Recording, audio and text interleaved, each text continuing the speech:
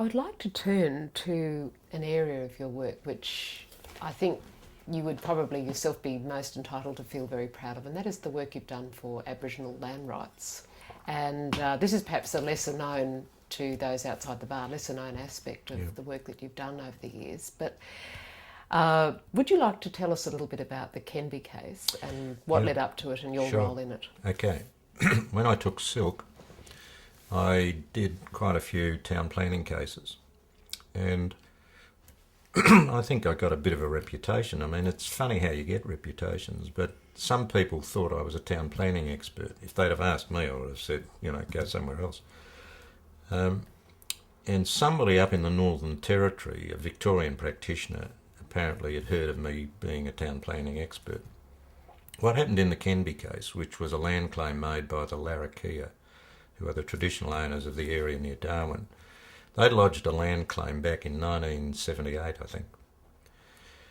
And the land that they claimed, you can't claim land if it's part of a town.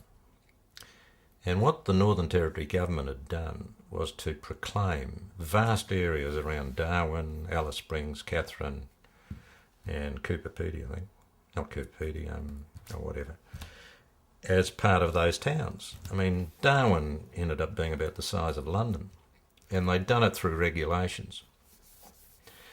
And what they did was they took the legal point that this was land in a town that was being claimed, albeit it was in a peninsula which you had to get to either by a 4 or 5 hour drive or by a boat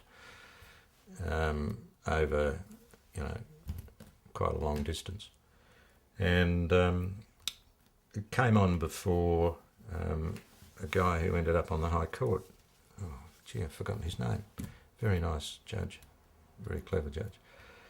And they'd said to him... Toohey, yeah, John Toohey. that's right. Very pleasant man to appear before. I argued part of this case before him.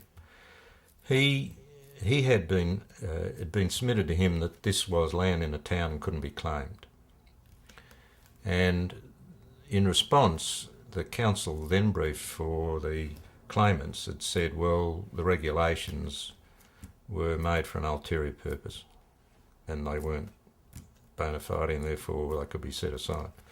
And Toohey had said, in accordance with old authority in the High Court, you can't challenge the governor in council. It's like challenging the Queen or the King or whatever, and you can't do that.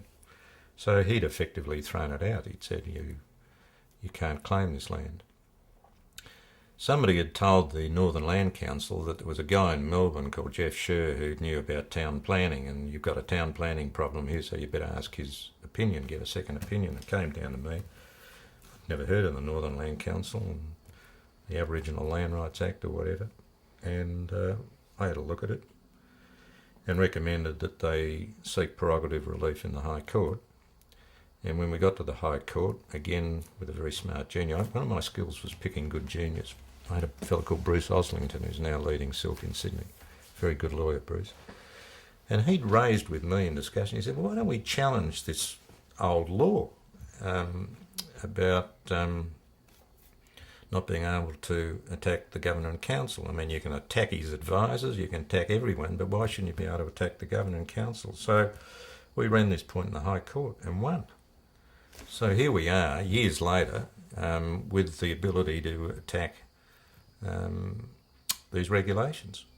Well, if you think that was the end of it, you got another thing coming, because what then happened was that we went in front of John Toohey and we said, we want you to make an order for discovery, which you're probably familiar with. It's how you get access to documents on the other side. We said, we want you to order the Northern Territory government to make discovery of all their papers in relation to making these regulations. And the Northern Territory, who were represented by the then Solicitor General and a very good barrister from Sydney, whose name escapes me from the moment, he became a federal court judge, terrific guy.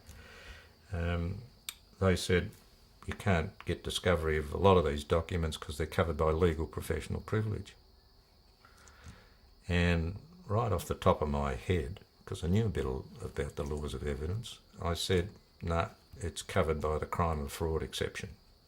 You can't protect documents created in the pursuance of crime or fraud, and this is sufficiently fraudulent to justify the description. And Tui, I think he upheld the argument, and he said you've got to make discovery of all these documents. Well, they took that to the High Court, where they lost. So now we had an order for discovery and they had to discover all the documents. Well, out they came. Can I tell you that amongst the files they discovered was a file entitled How to Defeat Land Claims? And they had made these regulations to defeat the land claim. That was the whole purpose of the regulation. Well, that then came on before the then Aboriginal Land Commissioner, who was the successor to Tui. And to argue the matter, I was going up to Darwin to argue this matter and licking my chops at this last.